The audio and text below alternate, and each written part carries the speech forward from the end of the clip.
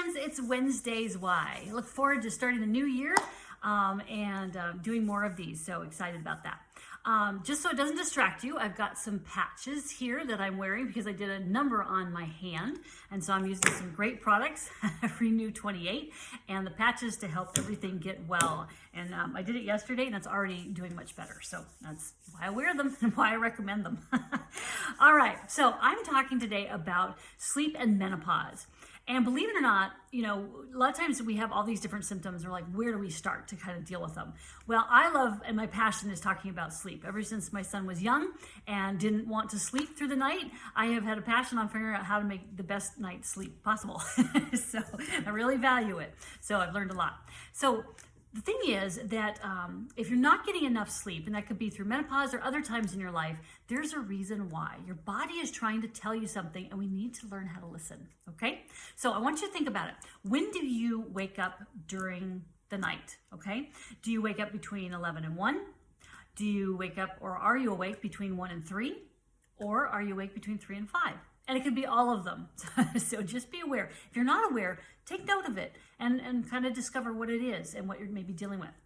So the reason, what this is based on is the Chinese calendar. And they basically says that there's a clock, I should say Chinese clock, but 24 hours, your body has a certain rhythm and different organs that are at the top of that time frame to be worked on the most. So it could be small intestine, kidneys, liver.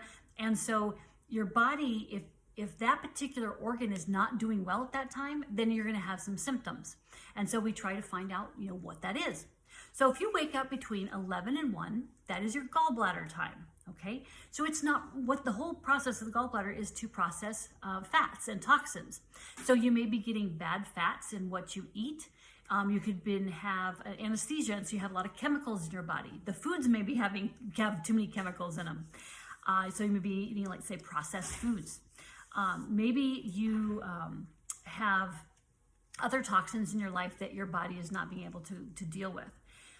There's also an emotion that's attached to each organ. And so the gallbladder is how the gall of that person to be able to do that. And so that's kind of stuck in that field and having an issue. Another time that you might wake up is between 1 and 3. Well, that's liver time. All right. And so again, liver is supposed to be processing all of our toxins. And so you may be getting too many toxins in your food.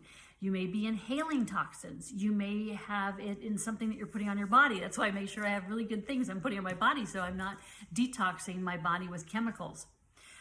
You may have mold in your environment, and so your environment is creating, just making you wake up. You have too much issues, and so therefore you have too many toxins, and so your body can't handle it, and so it wakes you up because it doesn't know what else to do.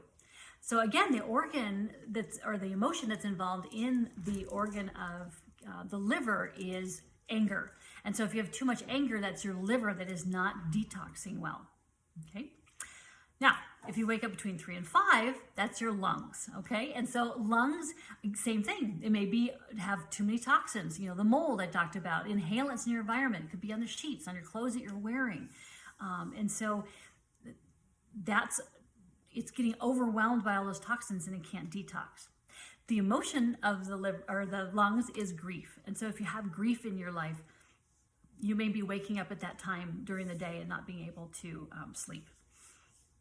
So again, our body is always talking to us. We just have to learn how to listen and to know what it's trying to tell us and where to look to get healthy and take care of itself. So I'm going to be sharing more about menopause and the different things that I've learned in menopause next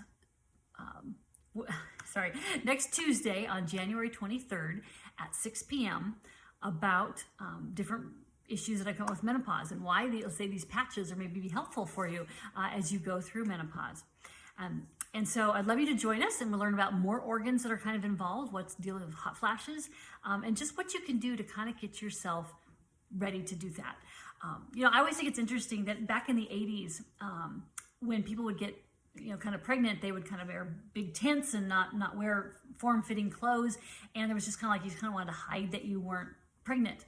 Well, then there was this kind of whole revolution about, no, we want to glorify the woman's body and the way pregnancy looks on the body. And it was very affirming.